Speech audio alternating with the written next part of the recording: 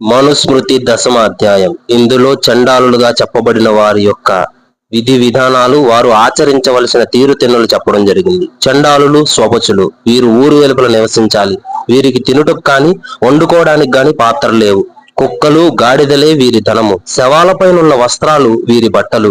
పగిలిపోయిన కొండల్లో వీరు తింటారు. ఇనుముతో చేసిన అలంకారాలే వీరికి అలంకారాలు. వీరెల్లప్పుడూ దేశ దిమ్మరులై తిరుగుతుంటారు. ధర్మమును ఆచరించే సమయాన వారితో కలిసి వ్యవహారం చేయరాదు. వీరు ఇచ్చిపుచ్చుకోవడం పెండ్లిళ్ళు తమలో తామే చేసుకోవాలి. వీరికి అన్నాన్ని స్వయంగా పెట్టవద్దు. వీరు రాత్రులలో గ్రామాల్లో పట్టణాల్లో తిరగకూడదు. రాజశాసనాన్ని తీసుకొని పగటిపూట మాత్రమే గ్రామాల్లో గాని పట్టణాల్లో గాని తిరగాలి. వీరి శవాలను గతిలేని శవాల వలె ఊరి బయట పారవేయాలి. దొంగతనం వంటి తప్పుడు పనులు చేసి మరణదండకు అర్హమైన వీరిని రాజు యొక్క ఆజ్ఞను అనుసరించి న్యాయమైన రీతిలోనే చంపాలి.